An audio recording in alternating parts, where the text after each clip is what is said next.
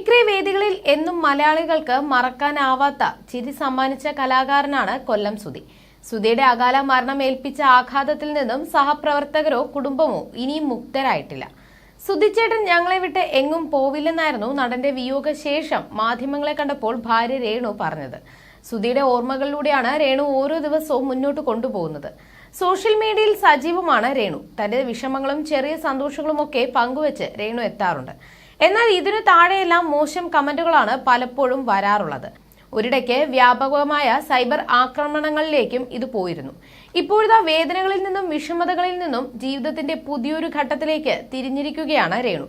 അഭിനയ രംഗത്തേക്ക് രേണു ചുവടുവെക്കുന്നുവെന്നാണ് പുറത്തുവരുന്ന വിവരം. നാടകരംഗത്തേക്കാണ് രേണുവിന്റെ കടന്നുവരവ്. കൊച്ചിൻ സംഘമിത്രയുടെ ഇരട്ട നഗരം നാടകത്തിൽ കോളേജ് വിദ്യാർത്ഥിനിയായാണ് രേണു അഭിനയത്തിന് ഹരിശ്രീ കുറിക്കുന്നത്. നാടക റിഹേഴ്സൽ അടുത്തയാഴ്ച തുടങ്ങുമെന്നാണ് വിവരം. ഓഗസ്റ്റ് ആദ്യവാരമായിരിക്കും ഇരട്ട നഗരം പ്രദർശനത്തിന് എത്തുക. അഭിനയവും നൃത്തവും ഏറെ ഇഷ്ടപ്പെടുന്ന രേണു മുൻപൊരു ആൽബത്തിൽ അഭിനയിച്ചിട്ടുണ്ട്. സ്കൂൾ പഠനകാലത്ത് നാടകങ്ങളിലും അഭിനയിച്ചിട്ടുണ്ട്. 2023 ജൂൺ 5 കേരളക്കരയെ ഒന്നാകെ നടുക്കിക്കൊണ്ട് കൊല്ലം സുധിയുടെ മരണവാർത്ത പുറത്തുവന്നത്. ഒരു പരിപാടി കഴിഞ്ഞ് മടങ്ങവേ സുധിയും സംഘവും സഞ്ചരിച്ചിരുന്ന കാർ അപകടത്തിൽപ്പെടുകയായിരുന്നു. ബിനു അടിമാലി, മഹേഷ് കുഞ്ഞുമോൻ തുടങ്ങിയവരും സുധിക്കൊപ്പം ഉണ്ടായിരുന്നു. അപകടം നടന്ന ആശുപത്രിയിൽ എത്തിച്ചപ്പോഴേക്കും സുധിയുടെ മരണം സ്ഥിരീകരിക്കുകയായിരുന്നു. സുധി ഇല്ലാത്ത ജീവിതവുമായി പൊരുത്തപ്പെട്ട് വരികയാണെന്നും മക്കൾക്ക് വേണ്ടിയാണ് തന്റെ ഇനിയുള്ള ജീവിതമെന്നും രേണു പറഞ്ഞിരുന്നു. പൊരുത്തപ്പെട്ട് തുടങ്ങിയല്ലേ പറ്റൂ. അദ്ദേഹത്തിന്റെ സാന്നിധ്യം ഇല്ലെന്നേ ഉള്ളൂ. ആത്മാവെന്നൊരു സത്യം എന്റെ കൂടെ തന്നെ ഉണ്ടാകും. കരഞ്ഞുകൊണ്ടിരുന്നാൽ അത് എനിക്കും കുഞ്ഞുങ്ങൾക്കുമെല്ലാം നെഗറ്റീവ് ഉണ്ടാക്കും. ഞങ്ങളുടെ പ്രണയം വിവാഹമായിരുന്നു. ഫ്ലവേഴ്സിലെ ടമാർ പടാർ എന്ന ഷോയുടെ പ്രൊഡ്യൂസർ സുബീഷ് എന്റെ സുഹൃത്തായിരുന്നു. സുധിച്ചേട്ടന്റെ പ്രകടനം ഇഷ്ടമായതുകൊണ്ട് ഞാൻ അദ്ദേഹത്തിന്റെ നമ്പർ സുബീഷേട്ടനോട് ചോദിച്ചു. അദ്ദേഹം തന്നിരുന്നില്ല. ആദ്യം കുറെ നാൾ ചോദിച്ചപ്പോൾ തന്നു. പരിചയപ്പെട്ടു. വാട്സാപ്പിൽ മെസ്സേജ് അയച്ചപ്പോഴൊന്നും പ്രതികരിച്ചിരുന്നില്ല അദ്ദേഹം. കുറെ ദിവസത്തിന് ശേഷമാണ് ആരാണെന്ന് ചോദിച്ച് മറുപടി വരുന്നത്.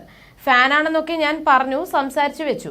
നല്ല സുഹൃത്തുക്കളായി. അപ്പോഴാണ് ആൾക്ക് ഭാര്യയില്ലെന്ന് അറിയുന്നത്. കുഞ്ഞുണ്ടെന്ന് എനിക്ക് അറിയാമായിരുന്നു. കിച്ചുവിന് അന്ന് 11 വയസ്സാണ് ഉള്ളത്. ചേട്ടൻ ചോദിച്ചത് എന്റെ മകന് അമ്മയാകാമോ എന്നാണ്. ഞാനൊന്നും ആലോചിച്ചില്ല. എന്റെ മരണം വരെ നോക്കിക്കൊള്ളാമെന്ന് ഞാൻ പറഞ്ഞു. അങ്ങനെ ഒരു ദിവസം പോയി അവരെ കണ്ടു. ഇഷ്ടമായി. കിച്ചുവാണ് പറഞ്ഞത് ഈ അമ്മയെ നമുക്ക് എടുക്കാമെന്ന്. നേരിട്ട് കണ്ടപ്പോൾ വീട്ടുകാർക്കും അദ്ദേഹത്തെ വളരെ അധികം ഇഷ്ടമായി. ആഗ്രഹിച്ചതിനേക്കാൾ സ്നേഹം എനിക്ക് അദ്ദേഹം തന്നു. 5 വർഷമായിരുന്നു ഞങ്ങളുടെ ദാമ്പത്യം. അദ്ദേഹം 500 വർഷത്തെ സ്നേഹം എനിക്ക് തന്നു.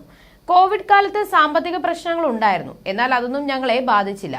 അദ്ദേഹം പറയുമായിരുന്നു, നീ ഉള്ളത് കൊണ്ടാണ് ഞാൻ പിടിച്ചു നിൽക്കുന്നതെന്ന്. മറ്റുള്ളവരുടെ കണ്ണിലാണ് ഞാൻ വിധവ. ഒന്ന് പൊട്ടുതൊട്ടാൽ പൗഡർ ഇട്ടാൽ വിമർശനമാണ്. പക്ഷേ എന്നെ സംബന്ധിച്ച് സുധിച്ചേട്ടൻ മരിച്ചിട്ടില്ല. അദ്ദേഹം ജീവിച്ചിരിക്കുമ്പോൾ ഒരുങ്ങി നടക്കാനാണ് എന്നോട് പറഞ്ഞിട്ടുള്ളത്.